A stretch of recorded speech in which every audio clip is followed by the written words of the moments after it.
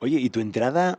Hay una cosa, lo he hablado con mucha gente que ha pasado por aquí, generalmente guitarristas, bajistas o baterías, pero hay un miembro de las bandas importante, que es el vocal, que no elige un instrumento, sino que tiene que adquirir una serie de habilidades, generalmente en su recámara o en la ducha, que a mí me ha tocado también alguna vez como vocal mediocre de algunas bandas, pero ¿en qué momento dices tú me voy a poner a cantar? Pues fue una situación que no tenía planeado porque yo pues empecé con bandas desde muy chavo, como a los 14 años. O sea, empecé a tocar en bandas. Claro que con amigos en donde yo vivía. Y en ese entonces habíamos hecho una banda que se llamaba MFB, donde tocaba también Israel, que ahora está en Barra Negra, tocando conmigo, que tocaba en Axpi también. Hicimos esta banda y no sé, de repente el vocalista, nuestro amigo, se salió, se fue al gringo a vivir y entonces nos quedamos como un trío. El baterista Eddie, que también deberías de entrevistarlo a Eddie, Me de encanta, Algo Discos. me Él encantaría. tiene mucha historia del punk rock, del cross, de un chorro de cosas que él te va a hablar muy, muy cabrón. Estás invitado, ¿eh? Puedes venir cuando quieras. El buen Eddie. Y tocaba Eddie la batería, Israel el bajo y yo la guitarra, y entonces quedamos sin vocalista. Entonces yo empecé a cantar, pero en realidad yo no, nada que ver. Y entonces, por los contactos de Eddie, que es muy amigo de Thrasher, que toca en Atóxico, y tocaba en una banda que se llamaba AK-47 Hardcore en el Alicia, te estoy hablando del 96 tal vez, finales del 96, principios del 97, o sea, todavía no se consolidaba Gula, y tocamos en el Alicia por la invitación de El Thrasher y yo canté. Y entonces yo tocaba la guitarra y tocando la guitarra me apagaban la luz y yo mentándole la madre al de las luces porque no podía ver, porque pues no era tan hábil en la guitarra y luego cantando, pues peor. Y ese día tocó Gula con Jordi. Jordi cantaba y entonces me vieron cantar y se me acerca Jordi y me dice, oye, ¿no quieres cantar con nosotros? Está bien chida tu onda. Y yo, pues no sé, güey, es como, lo hago por sacar a flota esta banda que tengo. Pues otra cosa. Y ya, bueno, pues ahí surgió como que los conocía a los Gula. Es que yo te voy a contar mi historia, que no tiene nada que ver con la tuya, la mía es la historia del fracaso, en la que, claro, yo tocaba con... Mi hermano montó una banda, mi hermano Pepe, ¿vale? Entonces montó una banda y nadie quería cantar, eran muy vergonzosos ellos. Y dice mi hermano, dice, Curro no sabe cantar, pero no tiene vergüenza. Entonces, oye, ¿quieres ponerte a cantar con nosotros? Y dije, claro, ¿sabes cantar? Desde luego que no. O sea, no he cantado más allá de, pues no sé, yo en la ducha, ¿no? Entonces me puse a cantar y yo cantaba muy mal. He mejorado un poco, pero cantaba muy mal. Entonces, pero no me daba vergüenza cantar mal. Entonces me decían, bueno, pues vamos a ensayar estos covers y la semana que viene los volvemos a tocar a ver si mejoramos, ¿no? Mi problema es que yo no sabía cómo ensayar, Ujú. porque uno no sé cómo se ensaya sin saber cantar mejor. Y me daba vergüenza cantar a capela en mi cuarto. No sé si me explico. Entonces, nunca aprendí a cantar. Solamente de veces que ensayamos, yo de ensayo a ensayo mejoraba, pero yo no podía ensayar. Ellos me agarraban la batería y de ensayo a ensayo tocaban de puta madre. Yo no. Así fue yo, o sea, igual fue una, pues como una necesidad de expresión, de expresarme con una banda. Y yo dije, pues lo tengo que hacer porque no hay vocalista, entonces lo hice, pero pues yo, o sea, yo tomé clases de canto, lo he tomado en mi vida durante 2 meses nada más y todo ha sido a través de ensayar, ensayar, repetir y hacer y hacer y hacer, pero digo, yo no sé si sea bueno o malo, pues yo sé que me falta mucho pues por aprender, pero pues así fue. Fue más bien una necesidad, una necesidad de expresarme con mi banda y así. Es que es difícil. Luego me decía mi amigo Sergio, que nos grabó unos temas, oye, es que estás medio tono abajo. Y yo, me vete a la mierda. O sea, no sé hacer, no sé, lo que me estás pidiendo, no sé entonarlo. O sea, qué bueno que solo estoy medio tono abajo. Me parecía bastante bien. O sea, pero bueno, son tonterías mías. Volvamos a los Metallica. Me mola porque nos vamos por las ramas y creo que está bien eso. Metallica se va a grabar este disco igual que el Rey de la Ending, se van a Dinamarca. Eh, por dos razones fundamentales. Lars Ulrich tiene, su padre es danés y él tiene buena relación con aquel país en cuanto familiar. Y luego que una hora de estudio en Estados Unidos equivalía más o menos a 3 en Dinamarca y les daba mucho tiempo para estar, digamos, en el estudio, ¿no? Pero creo que también hay un factor fundamental. Salir de casa te hace conocer otras cosas. Y creo que eso es nutritivo para cualquier expresión artística, ¿no? O sea, creo que te abre mucho las maneras de ver las cosas, el tener un productor de allá también es un punto de vista diferente, y todo eso creo que luego se ve reflejado en que el que expresa arte se ve más nutritivo, más chido, ¿no? Tú eres un tío que ha viajado, incluso viviste una parte de tu vida en Chicago, ¿no? Y quiero unir estos dos mundos, porque creo que para ti fue importante conocer esa escena para luego traerla a tu punk rock, a tu manera de expresarte eh, musicalmente, ¿no? Háblame de esa parte de Chicago. Pues en ese entonces igual seguíamos sin internet, o sea, no existía el internet, o apenas empezaba a dar, eso fue como en el 90 y, creo que fue el 96. En el 96 igual también con estos amigos Gary y Rafa, que eran Rafa la primera edición de Spalding Gray, nos fuimos porque Rafa ya tenía una prima y también fue mucho fue la crisis económica de Salinas, de Gortari, aquí el presidente. Entonces vino una crisis y mi padre me dice, pues no puedo ya pagarte la universidad. Y dije, bueno, coincidió con que nos está invitando Rafa a irnos y dije, vale, vendí todos mis discos, literal, vendí todos mis discos y de ahí junté dinero pues para irme. Y nos fuimos y viviendo en refugios, en iglesias, y el objetivo era escuchar música en vivo y comprar discos otra vez. Y así fue. Brutal. Entonces nos tocaba ahí en Chicago el icónico Fireside Bowl, que en el día era un boliche y en la noche se convertía en un lugar para shows. Y ahí pues, de hecho hay un video icónico de AFI donde están tocando ahí en el Fireside Bowl, recientemente lo vi, pues, más o menos esa misma fecha. Y ahí pues tocaron todas las bandas sabidas y por haber. Estados Unidos pasaban por ahí, digo, bandas chicas, y ahí nos tocó inclusive ver a amigo que hizo de Ataris, el vocalista, no me acuerdo cómo se llama, Chris, sí. Cuando él era, todavía traía su demo en cassette en Fíjate. Ese entonces y se los entregó a los Millencolin cuando ellos llegaron por primera vez de tour a América y se los entregó. Y mis amigos se hicieron muy amigos de Chris y ya después hicieron como ahí, se siguieron por carta platicando. Y ellos eran más sociables, yo no tanto. Y pues ahí vi muchísimas bandas que después todo eso pues me influenció cuando yo regresé a México, conozco a Jordi y empieza la etapa de Gula, pues yo con esta visión de hacer una banda pues al estilo de las bandas que me gustaban y que había visto recientemente, ¿no? Y así fue como nació esa visión de Gula para mí, ¿no? O sea, inclusive hasta el cantar en inglés fue algo como fundamental porque bueno, yo decía, aquí en México no hay una escena como tal de esto, y un sueño pues de adolescente o más bien de joven era, pues vámonos para allá a tocar, allá está, aquí no hay nada, ¿no? Con los años pues la verdad fue otra y el tiempo me dio una bofetada porque no fue así y qué bueno, lo agradezco muchísimo porque cuando empezamos a ver que había gente y había un público también afín y que había otras bandas que empezamos a conocer como Big Spin, como 301 Izquierda, Ul Espuma, G4N, inclusive los División Minúscula, los Alex de Tijuana, y entonces vimos aquí hay algo, ¿no? Y cuando veíamos que los shows en el Alicia se llenaban, aquí está pasando algo.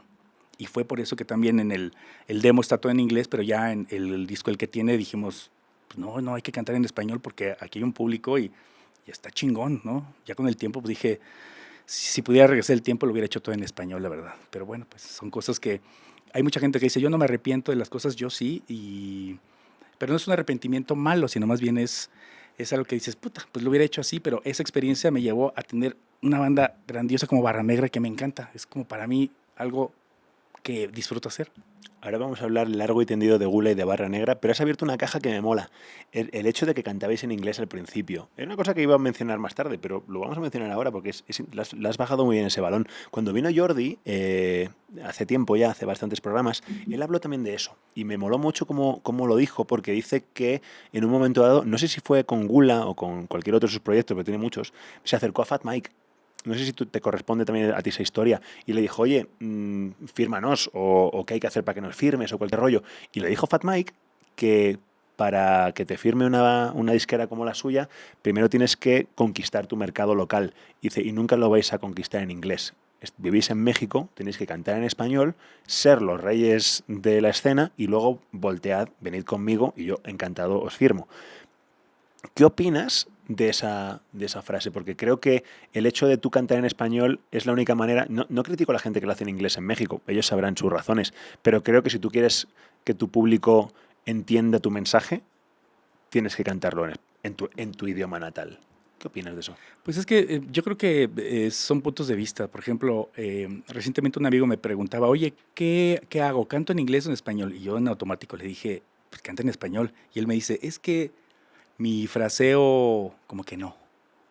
Le digo, pues, ¿cómo que no? O sea, sí, pues más bien inténtalo y hazlo. Pero, por ejemplo, pongo el caso de High Standard, que pues, los firmó Fat Records. Yo no sé, no estoy enterado de en su escena local qué tan bien les iba, o si ellos dijeron, nos mudamos allá y empezamos a turear, o qué pasó, esa historia no me la sé, pero bueno, a mí se me quedó grabado mucho eso de High Standard, o sea, más bien, o voy a poner un caso también que es excepcional, Sepultura, ¿no?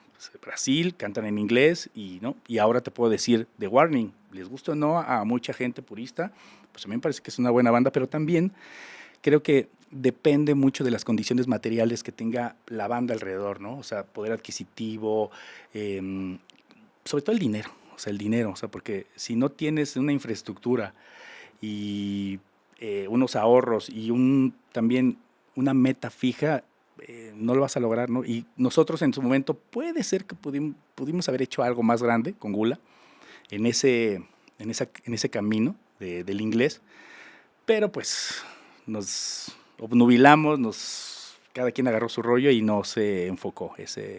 Yo tuve una etapa también de muchos años como muy, muy distante, porque esa parte de estar trabajando y sacar adelante proyectos de trabajo y luego la música, y entonces interrumpes la música para darle al trabajo y luego retomas la música, pero cuando la retomas pues ya los demás también ya no están motivados y es un relajo. Entonces pues las cosas se dieron así y así estoy contento. Sí, estoy de acuerdo. Yo iba más por el punto de la maldita frase de es que lo voy a hacer en inglés por si pega. No, la habrás escuchado Claro, muchas sí, veces. nosotros nunca lo hicimos así, o sea, más bien yo, o sea, coincidía con los demás porque era una escena que era de allá, aquí no había, cuando grabamos el demo no existía, pero después nos dimos cuenta que sí existía, y entonces fue cuando dijimos, va, pues arre, ¿no? O sea, bandas como División tal vez lo tuvo más claro, dijeron, nosotros somos de Monterrey, estamos muy cerca del gringo, lo vamos a hacer en español, y siempre lo hicieron en español, y está perfecto, ¿no? Nosotros pues lo hicimos así, pero al fin y al cabo creo que también tenía que ser así. Bandas como Gula se quedaron como un culto prácticamente para una escena muy pequeña, y que a partir de ahí surgieron, ¿no? O sea, digamos que es un cliché, pero en realidad suena así, es así, se abre una brecha para que otros caminen detrás de esa brecha, y ahorita pues la escena está como está. No digo que gracias a nuestra escena, pero sí fuimos de alguna manera influencia para muchas bandas nuevas que están hoy en día. Otras ni nos conocen, ¿no? Y está bien que no nos conozcan, pues no fue su momento. Es inevitable hablar de Gula. Habéis salido en innumerables podcasts, como influencias, referencias, oye, Gula hizo esto, oye, Gula hizo lo otro, por aquí ha pasado Manu, ha pasado Jordi, ha pasado el Chango, tengo una tabla de Gula aquí, tengo otra tabla de Gula ahí, las dos me las trajo el Sailor. Gula está presente desde el episodio 1 hasta que veáis que es el último que vais a ver, y es 100% Gula, o sea, que han pasado cosas, se habla de Gula mucho, y creo que tenerte a ti aquí hoy es razón suficiente como para que sigamos hablando de Gula las veces que haga falta. Yo soy un enamorado de Gula, soy un enamorado también de lo que ha generado Gula. Yo lo he dicho muchas veces, yo no me tocó vivir Gula, no me tocó vivir ninguna de las bandas de la gente que viene por aquí en su momento, aunque me he ido enamorando por lo que me habla la gente, por el amor que habla la gente que le tiene a esa banda, por el amor que le tengo yo a muchos amigos que han tocado en Gula, entonces tengo que hablar de Gula. ¿Pero cuántos años llevas aquí en la Ciudad de México? Yo llevo 11 años en la Ciudad de México. Ya Yo llevo 11 años en la Ciudad de México, pero claro, cuando uno viene a un sitio como vine yo, pues tiene que empezar a tirar el hilito de muchas cosas. Y a mí me ha tocado conoceros a muchos de vosotros sin conocer la leyenda que hay detrás de vosotros. O sea, lo he dicho muchas veces. Yo invité un día al Sailor a mi casa a tomar algo y que flipara con un disco que había encontrado y era el de Spalding Gray y era el guitarrista. Yo no lo sabía. O sea, ese tipo de tonterías y situaciones se me han dado. Qué padre. O sea, con el paso del tiempo, o sea, yo por ejemplo, lo he dicho muchas veces, las dos únicas bandas que yo conocía antes de llegar eran Cubo y Resorte. Con el paso del tiempo me hice muy amigo de ambos, tanto de Toño Ruiz como el resto de los Cubo, como de los Resortes. Y para mí fue un momento muy mágico, porque eran las bandas que yo me gustaban de México, pero luego me he dado cuenta que me gustaban muchas más bandas que he conocido con el tiempo, ¿no? Entonces, y Gula es una de ellas. Y además Gula me llega por todos lados. Por Clockwork, por ti, por el Lenin, por... Entonces, es muy chido, es muy chido. Entonces, saber que Gula ha sido uno de esos referentes punk rockeros, del punk rock que a mí me gusta, en el idioma... Porque a mí me gusta mucho la música en inglés, me encanta. Pero luego, pues hay también un saborcillo especial en la música en español, ¿no? Que lo hace especial. Ujú. Entonces, tenemos que hablar de Gula.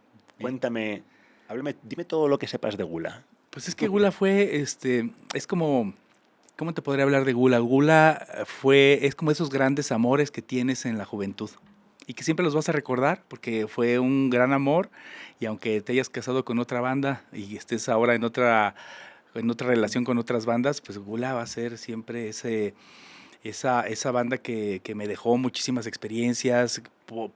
O sea, Gula fue prácticamente otra escuela. O sea, fue una escuela, realmente es como si yo hubiera tomado un máster en experiencias de música me dejó grandes amigos. En realidad, te puedo decir que yo no tengo relación con amigos de la universidad, ni de la prepa, ni de la primaria, ni de la secundaria. O sea, nada más tengo relación con los amigos con los que he tocado, con los que toqué y hasta la fecha tenemos un grupo ahí de WhatsApp que de pronto platicamos y hablamos y no tan frecuente como quisiéramos, pero seguimos en contacto y yo sé que cuento con ellos y ellos cuentan conmigo y pues contentísimo de todo lo que yo pude vivir. Digo, Manu es un gran amigo que lo quiero mucho.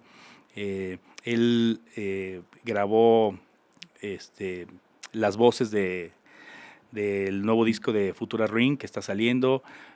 Masterizó, hizo la mezcla. Lo de Barra Negra, él también masterizó el disco. Entonces, con Lenin sigo hablando. Con el casi no hablo es con Sailor. Él pues, nos hemos distanciado, pero pues claro, por supuesto que lo quiero mucho y con Willy de repente le mando a hacer stickers porque él tiene Fat Marriage.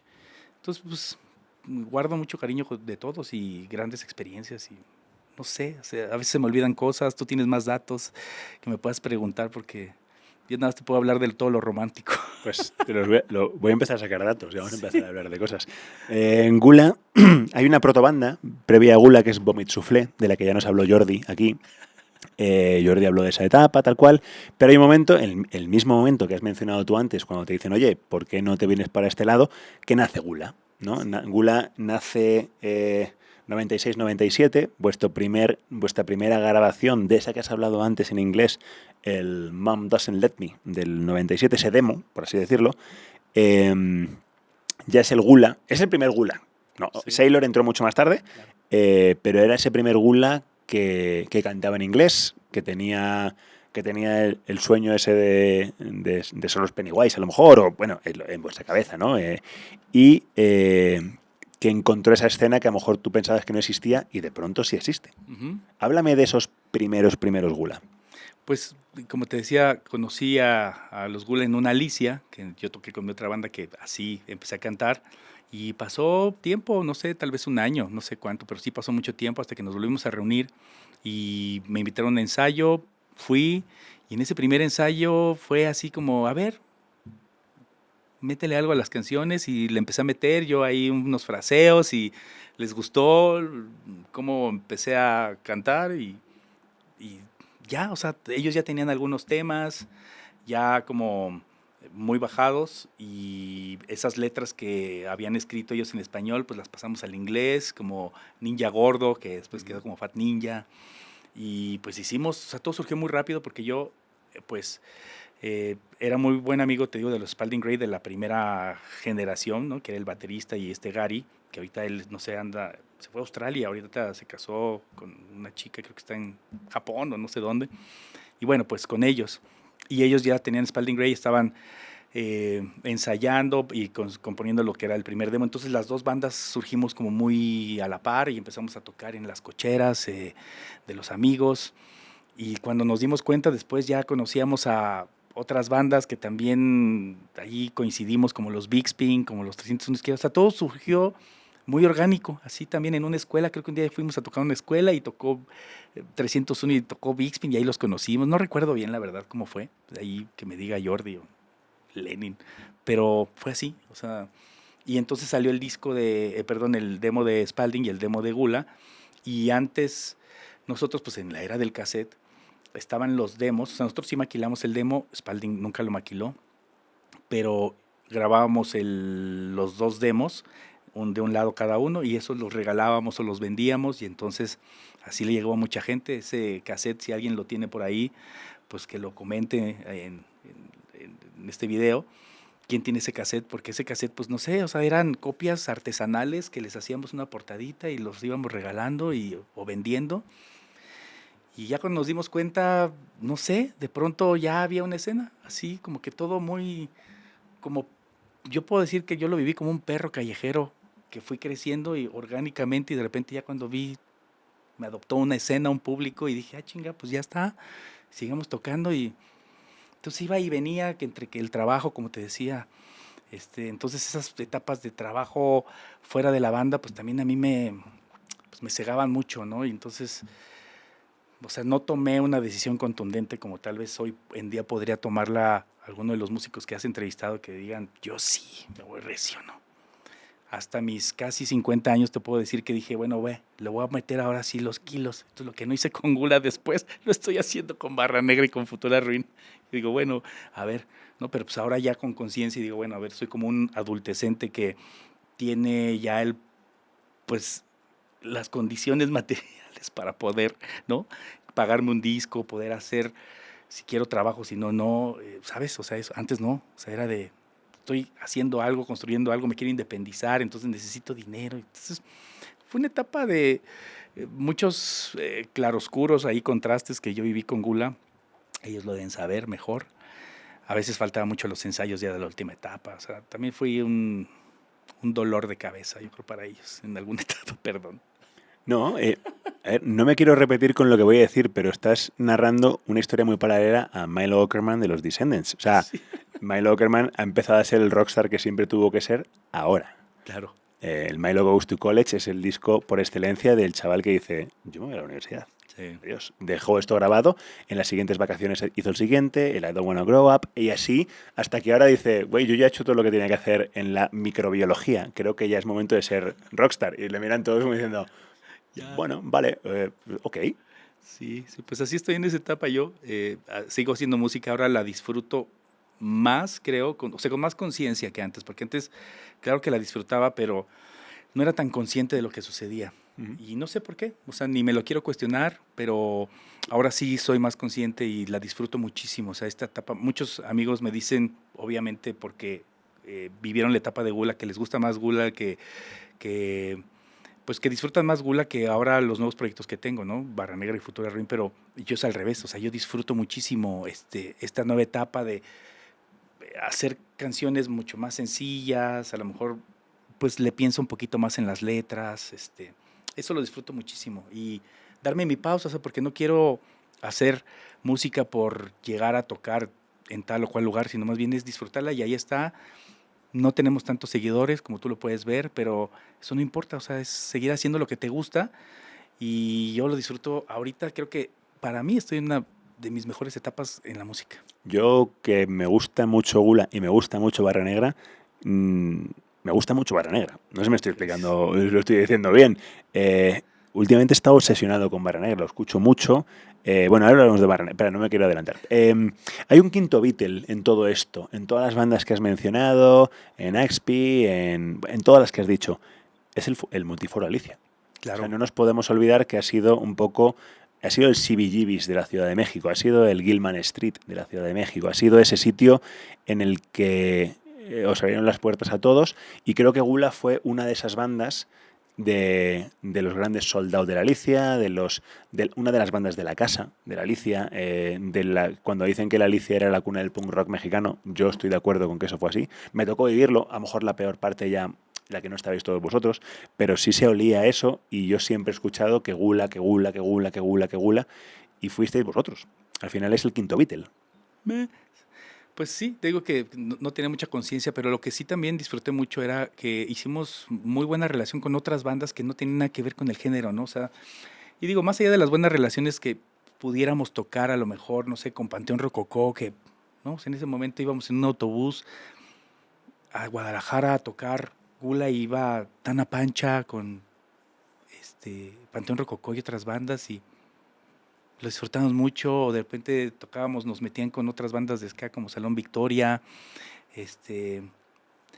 y era un momento también como que se empezaba a fusionar otros géneros y entre las mismas escenas pues organizábamos toquines distintos y eso era padre. Creo que ahora ya es más difícil que eso se haga, o sea, como que ahora que en esta nueva etapa que veo, antes era mucho más sencillo juntarnos como amigos y hacer toquines en el Alicia, donde fuera, porque inclusive hacíamos fiestas juntos, o sea, íbamos a una fiesta juntos y entonces éramos 3, 4, 5 bandas y pasábamos ahí fiestas con Jiju, no sé si conoces a Jiju, hacía unas fiestas en el Ajusco en su casa y hacía toquines y bueno, unas fiestas así de amanecerse. Entonces, ahora ya no se da, ¿no? O sea, y aparte, bueno, como esa brecha generacional también ahora pues no es complicada, pero ahora o sea, la inmediatez de las redes, nos conocemos, sabemos, pero no nos hemos hablado porque no nos hemos encontrado, ¿no? O sea, pasa, por ejemplo, no sé, he visto que estuviste aquí con Piña. Yo Piña lo ubico, pues por lo que hace, ¿no? Pero está muy raro porque Piña iba a una tienda que yo tenía con mi esposa, la Bump Store, y él iba a dejar boletos para vender sus shows con el Longshot. Y una vez platicamos porque ellos querían, cuando andaban haciendo podcast, querían hacer un podcast de graffiti. Y decía, pues sí, yo les ayudo. Pero yo nunca, o sea, yo ya sabía quiénes eran ellos, ¿no? Que tenían, perdón, no es Longshot, me equivoqué. Era los Shotgun. Los Shotgun, sí, sí. Sí, sí. Va a decir el Longshot. ¿Por qué dijiste Longshot? Ahí corrígeme. Es que tienen fonéticamente cosas muy... No, pero también Gastón es un hermano, lo quiero mucho. Sí. Bueno, los Shotgun. Y ya este cuate empezaba con Say Ocean. Pero pues yo no le dije que era el de Gula. Pues dije, este güey ni me conoce, ni va a saber quién es Gula, ¿no? Entonces, pues ya ni hablamos de música, ¿no? Pero pues yo o sea, sé quién es, ¿no? Entonces, así como él, pues conozco a varios, pero no hemos tenido esa, digamos, el momento en el cual podamos sentarnos a platicar y poder organizar cosas, ¿no? O sea, a Marino lo conozco de años también, pero no hemos coincidido como para decir, hagamos algo juntos o por dónde le damos, ¿no? O sea, como que hacer una escena como tal, porque ahora las escenas siento que son estas bandas que de repente ya tocan en lugares que tienen un aforo de 200, 300 personas y pues ya no es como antes que éramos, metamos, pues es que antes éramos como unos atascados que metíamos 8 bandas en un show, ¿no? Y ahí apretados todos, que nos daba el horario Nacho y tocábamos todos, ¿no? Ahora ya es más cuidado, no son 2, 3, 4, 3 bandas, ¿no? No son muchas, entonces, pues eso creo que también, no sé, hace falta de repente volver a tener esos vínculos para que se pueda hacer una escena mucho más consolidada.